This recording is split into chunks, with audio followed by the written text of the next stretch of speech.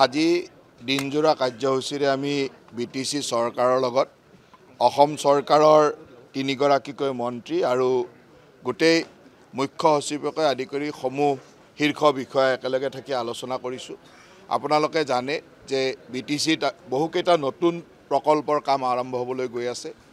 কোকৰাঝাৰৰ পৰা গেলেপুলৈকে rail line হ'ব আৰু অহা জানুৱাৰী মাহত আমাৰ মাননীয় প্ৰধানমন্ত্ৰী ডাঙৰীয়াই ইয়াৰ শুভ উদ্বোধন কৰাৰ কথা আছে। সেই সম্পৰ্কেও আমি আলোচনা কৰিছোঁ। ৰূপসী বিমানবন্দৰৰ উন্নতিকৰণৰ বিষয়ে আলোচনা কৰিছোঁ। বিটিচি এৰিয়াৰ ভিতৰতে ৰেলৱে ৱাগনৰ এটা ইণ্ডাষ্ট্ৰী ৰেলৱে বনাব খুজিছে, সেই কথাটো আমি আলোচনা কৰিছোঁ।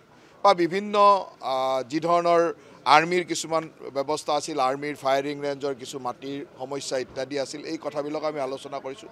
তাৰ লগে লগে বিটিচি চৰকাৰখন চলোৱাৰ সময়ত অসম চৰকাৰৰ পৰা ক'ত কি সুবিধাৰ প্ৰয়োজন, কি ব্যৱস্থাৰ প্ৰয়োজন, এই সম্পৰ্কে আমি কথা পাতিছোঁ। আৰু গোটেই দিনজোৰা কাৰ্যসূচীৰে আমি চেষ্টা কৰিছোঁ যাতে বিটিচিৰ উন্নয়ন তীব্ৰগতিত হ'ব পাৰে।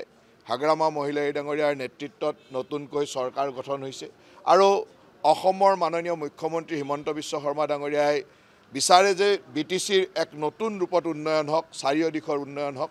প্ৰধানমন্ত্ৰী ডাঙৰীয়াও হয়তোবা জানুৱাৰী মাহত এই বিটিচিলৈকে আহিব। তাৰো কি ধৰণে আমি কামখিনি আগবঢ়াম, কি ধৰণে এই কামবিলাক আগবঢ়াই নিব, এই গোটেই বিশদভাৱে আজি দিনজোৰা আলোচনা হৈছে। অসম চৰকাৰ আৰু বিটিচি চৰকাৰ দুইখনৰ এখন সমন্বয় বৈঠকত আমি উপস্থিত থাকিলোঁ আৰু বিটিচি চৰকাৰখন গঠন হোৱাৰ ক্ষেত্ৰত যেনেকুৱা ধৰণৰ ছাপোৰ্ট লাগে অসম চৰকাৰে, সেইখিনি জানিবলৈকে আমি ইয়াত উপস্থিত হৈছোঁ।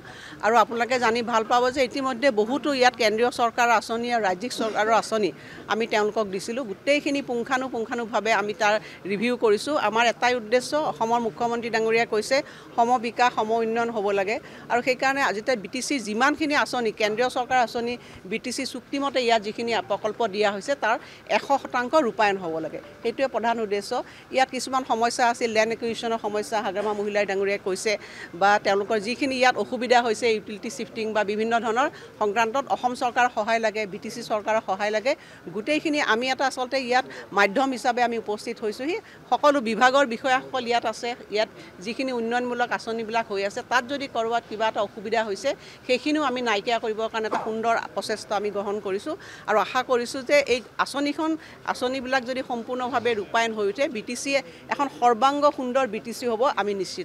বডোলেণ্ড টেৰিটৰিয়েল কাউন্সিলৰ এছেম্বলি ছেশ্যন হৈছিলে, দুদিনীয়া কাৰ্যসূচী লৈ পেলাই আজি প্ৰথম আৰু ছেকেণ্ডটো হ'ল 3 তাৰিখত হ'ব। তো আজি আমি ফাৰ্ষ্ট কুৱেশ্যন আৱাৰ আৰম্ভ কৰিছোঁ। ইয়াৰ পিছত আমাৰ ডেপুটি স্পীকাৰ অথ টেকিং লৈছে। ইয়াৰ পিছত আমাৰ MCLA 6জন নমিনেটেড, সেইটো অথ টেকিং হৈ গ'ল। ইয়াৰ পিছত আমাৰ যিটো ৰিভিউ মিটিং চেণ্ট্ৰেল এজেঞ্চিৰ লগত আমাৰ বিটিচি গভৰ্ণমেণ্ট, অসম চৰকাৰৰ আমাৰ জয়ন্তমল্ল বৰুৱা ডাঙৰীয়া আহিছে আৰু অজন্তা বাইদেউ ফাইনেন্স মিনিষ্টাৰ আহিছে আৰু চিফ ছেক্ৰেটাৰী আৰু ফাইনেন্সৰ গোটেই ডিপাৰ্টমেণ্ট অসম চৰকাৰৰ পৰা ইয়াত আহিছে। তো আমি প্ৰথম বিটিচি অঞ্চলত চেণ্ট্ৰেল এজেঞ্চি দ্বাৰা যিখিনি কাম হৈ আছে ইয়াৰ ওপৰত ৰিভিউ, যেনেকুৱা ৰূপসী